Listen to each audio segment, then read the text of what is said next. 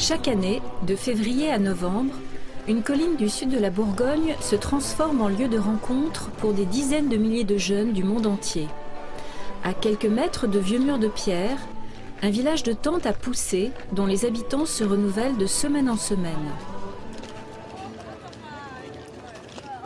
J'ai une très mauvaise mémoire, alors c'est vrai que je ne me souviens pas tellement de ma première fois à Taizé. On m'a rappelé par la suite que j'avais dit que Taizé c'est à la fois magique et complètement naturel. Ce qui m'a le plus surpris quand je suis arrivé à Taizé, c'est de voir tout le monde qu'il y avait.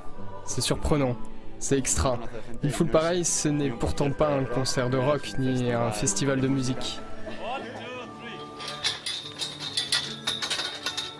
Ce qui m'a impressionné, c'est l'ouverture des gens et la capacité qu'ils ont à nouer des liens très facilement et vraiment à pouvoir parler de choses, de tout et n'importe quoi, mais aussi de choses profondes. Parce qu'il n'y a aucun préjugé, personne ne juge. On est là, on n'a pas les mêmes cultures, pas la même langue et c'est pas du tout une barrière. Ce qui m'a surpris à Taizé, c'est finalement ce que frère Roger voulait faire ici, mais qui me paraissait un truc impossible, c'est de créer la communion avec les gens.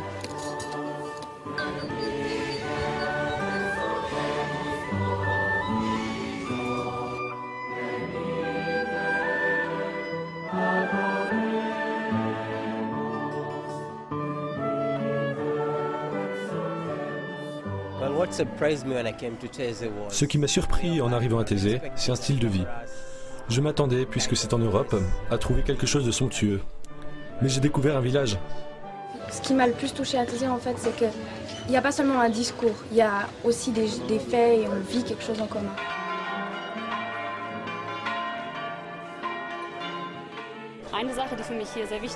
Une chose très importante pour moi ici, c'est de pouvoir rencontrer des personnes du monde entier. Et aussi la prière, où je peux me retrouver moi-même et trouver le calme.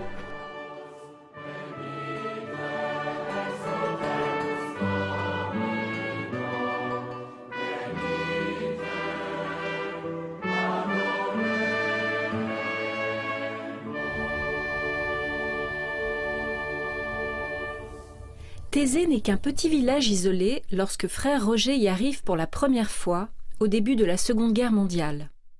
Pendant 2 ans, il accueille dans sa maison des réfugiés, notamment des Juifs. Après la guerre, quelques étudiants se reconnaissent dans son projet de vie et le rejoignent. Ils vont devenir les premiers frères de Taizé. Refusant les dons, ils ne vivent que de leur travail. Ils prient ensemble dans l'église romane du village. Mais bientôt, celle-ci ne suffit plus pour accueillir tous ceux qui se rendent à Taizé. Un frère de la communauté, qui est architecte, dessine les plans d'une église plus grande. Elle porte le nom « Église de la Réconciliation ».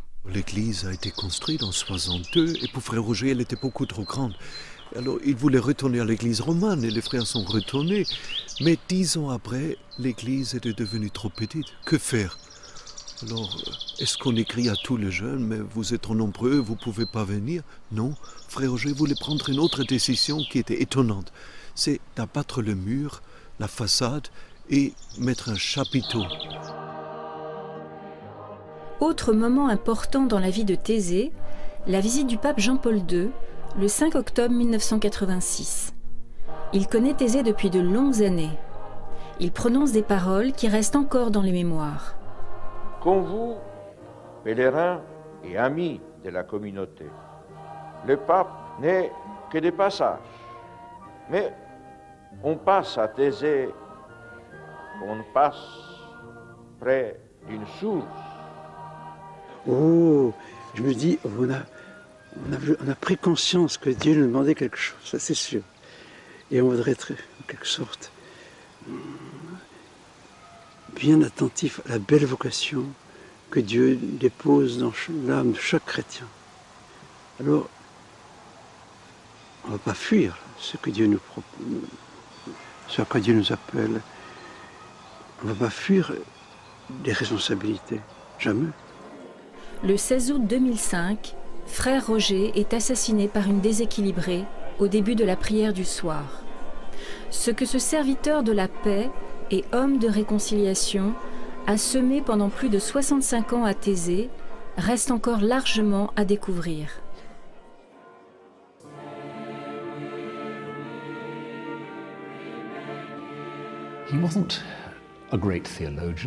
Il n'était pas un grand théologien. Il n'était pas en un sens ce que certains appelleraient un grand orateur qui agite les bras sur une estrade et harangue la foule. Son intégrité transparaissait en tout ce qu'il faisait et disait. Ce qui apparaissait dans son visage, dans sa figure, dans sa voix et dans sa présence, c'est la possibilité de vivre en paix, de vivre en réconcilié.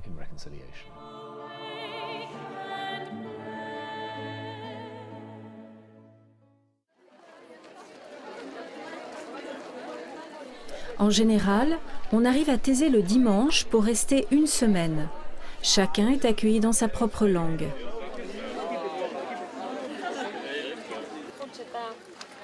On vient à Thésée pour se rencontrer, pour chercher ensemble et pour prier. Une réflexion sur les sources de la foi marque le début de la journée. Ce temps de réflexion est proposé par les frères qui composent la communauté œcuménique de Thésée. Ils sont aujourd'hui une centaine et proviennent de plus de 25 pays. Les échanges se poursuivent ensuite en petits groupes où l'on apprend à s'écouter les uns les autres.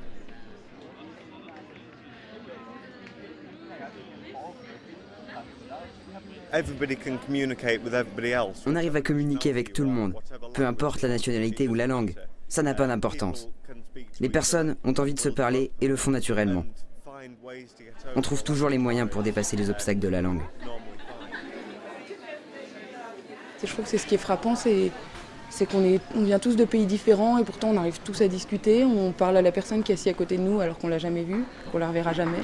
C'était presque un défi en fait, tout de suite, de me dire, tiens, il y a des personnes que je connais pas, j'ai du mal à parler anglais, j'ai un accent français qui craint un peu, mais il faut y aller parce que c'est une chance, c'est un défi, mais on sait qu'il y a une chance derrière de pouvoir aller plus loin que notre propre personne.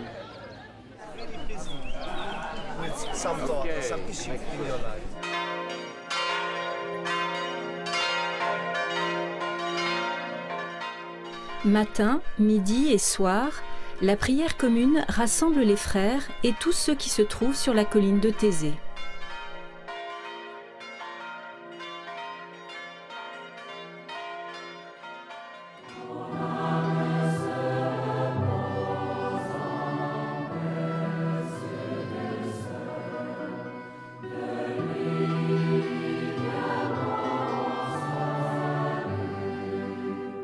Quand je suis en tout cas à la prière de Thésée, je me rends compte qu'on est tous unis juste parce qu'on croit en quelque chose. Et je pense que c'est ça qui est le plus beau à Thésée, c'est la force et le pouvoir que nous donne la foi.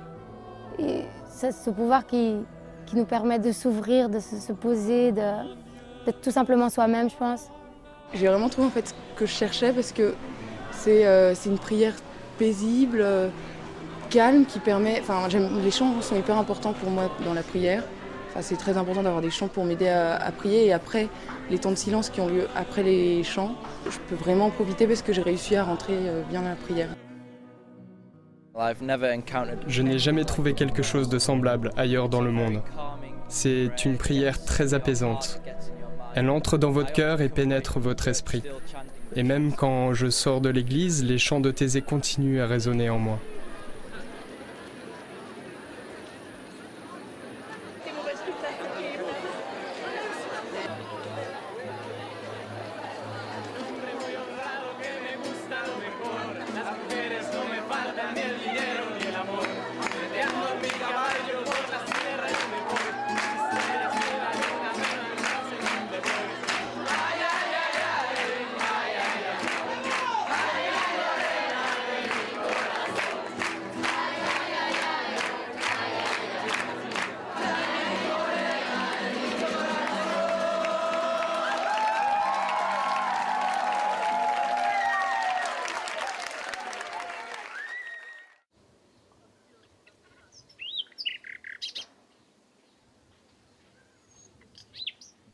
Être à Thésée, c'est aussi faire l'expérience de la simplicité. Pour beaucoup, c'est une expérience nouvelle. La simplicité, personnellement, ça m'aide, moi, à profiter, déjà à profiter de chaque chose. On se rend compte, peut-être on apprécie plus les choses à leur juste valeur. No, the simplicity of life is not a problem for me. It's more of what I'm used to at home in Kenya. Non, la simplicité de vie n'est pas du tout un problème pour moi. Ici, c'est un peu comme chez moi au Kenya. Alors ça ne me dérange pas du tout. C'est plutôt encourageant de voir qu'une telle simplicité est possible en Europe. C'est une joie.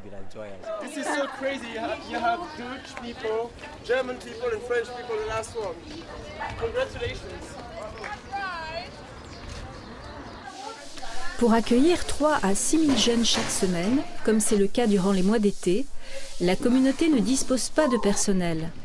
Tout repose sur la participation de chacun aux tâches matérielles.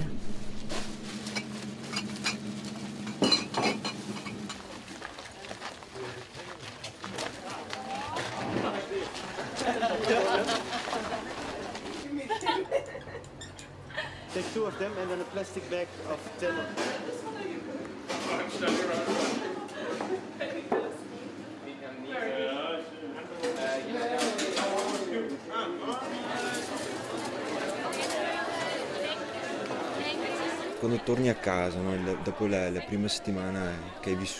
Après une première semaine, quand on rentre chez soi, on se sent plus fort, plus confiant.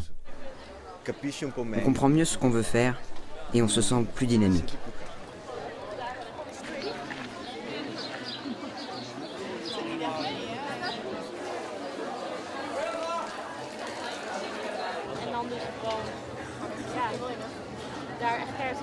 I think has really impressed me here is the way there are no statements.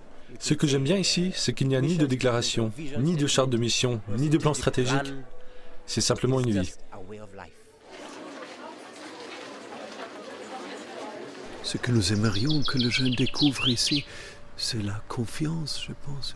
Une confiance qui peut animer en profondeur leur vie et qui peut les amener à des dépassements et à une grande ouverture.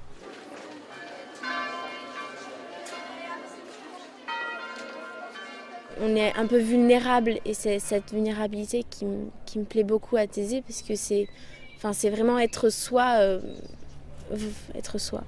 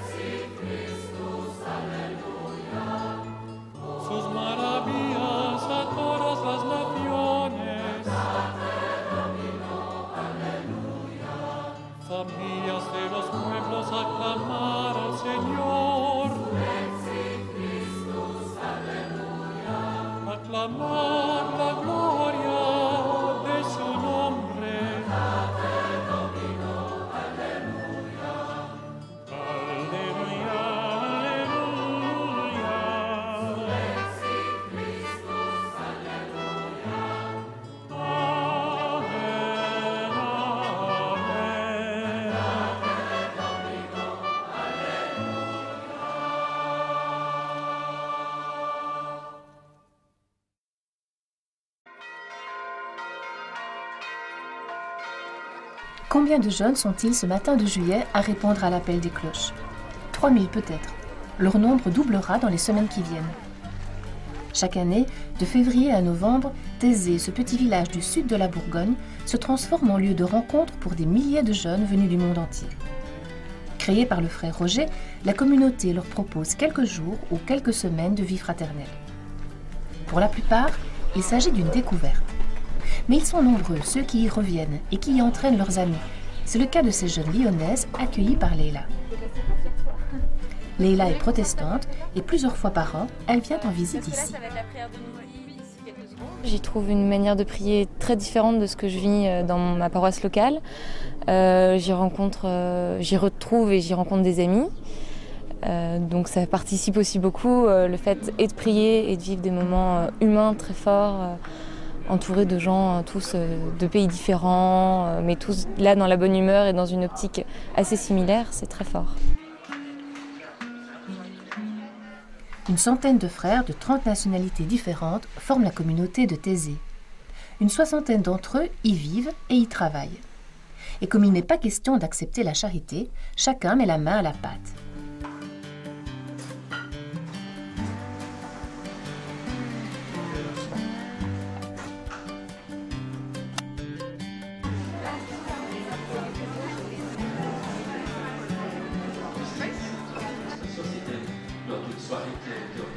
Véritable bouillon œcuménique, Thésée aurait-il donc un message bien particulier pour susciter autant d'enthousiasme chez les jeunes? On n'a pas de message particulier. Frère Roger aurait répondu, mais on veut seulement parler de l'Évangile et du Christ et peut-être de la beauté de la foi. C'est beau que Benoît XVI avait souvent rappelé cela, la beauté de la foi. Ce n'est pas seulement une exigence, mais il y a d'abord quelque chose de beau. Matin, midi et soir, la prière rassemble les jeunes et les frères.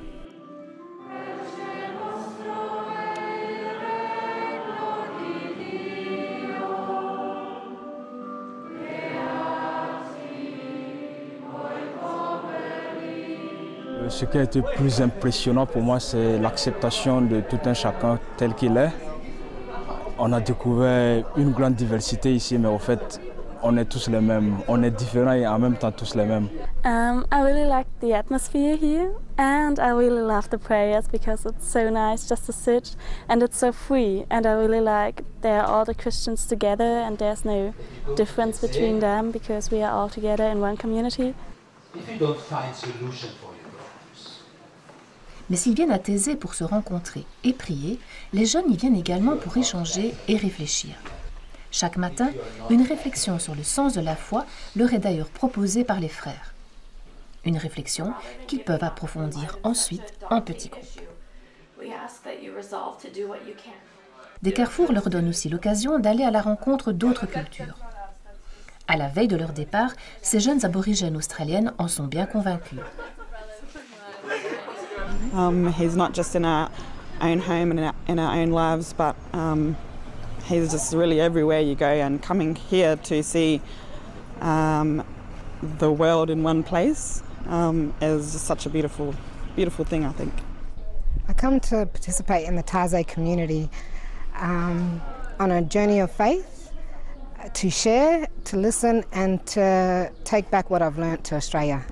1, 2, 3.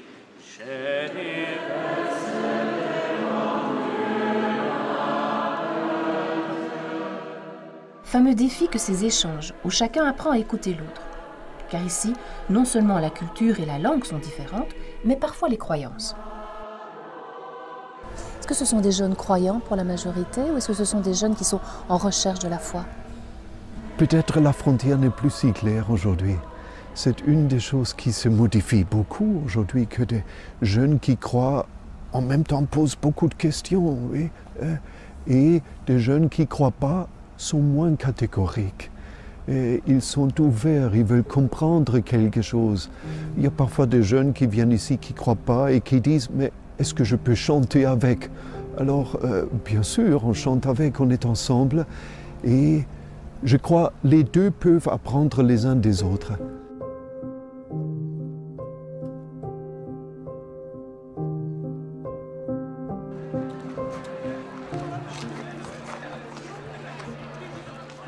Être à Thésée, c'est aussi faire l'expérience de la simplicité et du partage des tâches. Pour accueillir entre 3 000 et 6 000 jeunes par semaine en été, la communauté ne dispose pas de personnel. Tout repose sur la participation de chacun et la bonne volonté. Découverte aussi du service des autres, parce que tout le monde doit rendre un service à la communauté, et dans ce service, finalement, on découvre aussi, on rencontre les autres, finalement, et aussi la découverte de cette mission du service que peuvent avoir aussi les chrétiens.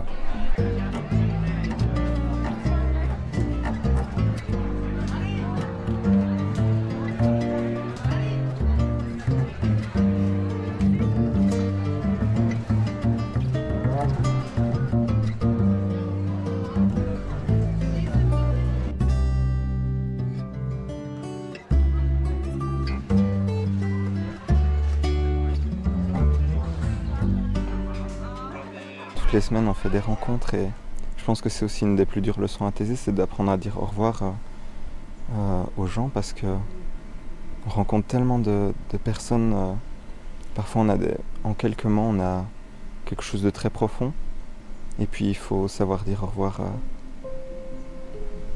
Donc c'est dur de donner toujours un petit peu de soi et de savoir aussi que voilà, la personne est là pour peut-être une semaine ou peut-être plus, mais voilà, on ne pourra pas revoir tout le monde. Nous sentons profondément, nous les frères, que les jeunes ont besoin d'être écoutés, d'être accueillis, sans qu'on donne des réponses toutes faites, sans qu'on exige même des choses tout de suite, mais qu'ils soient accueillis comme ils sont et qu'on écoute leurs questions.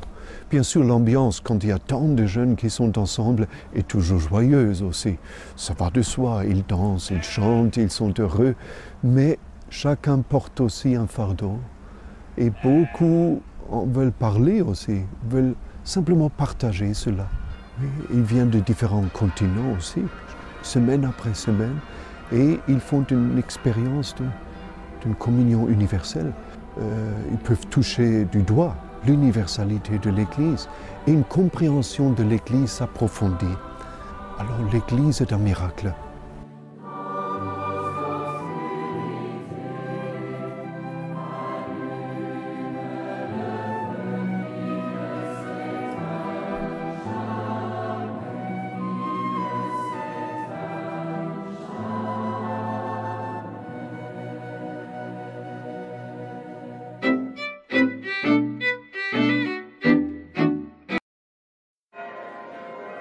Au milieu de jeunes venus par milliers de tous les horizons, 75 frères de confessions, de générations, de cultures différentes, avec 25 nationalités, vivent en communauté.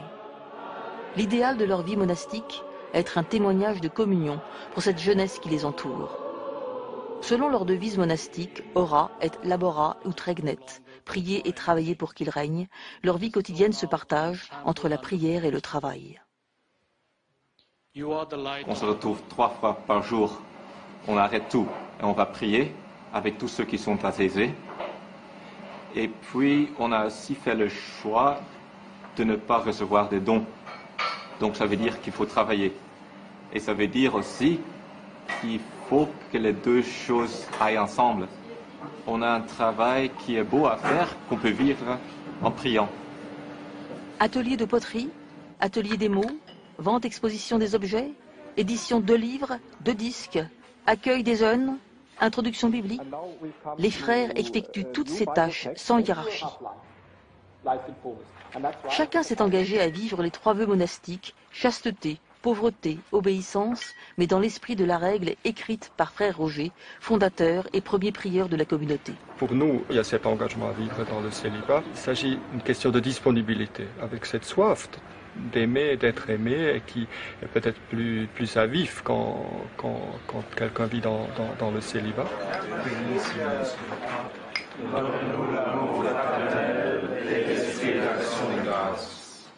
Ensuite, pour la pauvreté, nous aimons plutôt dire nous vivons simplement et nous avons la communauté des biens.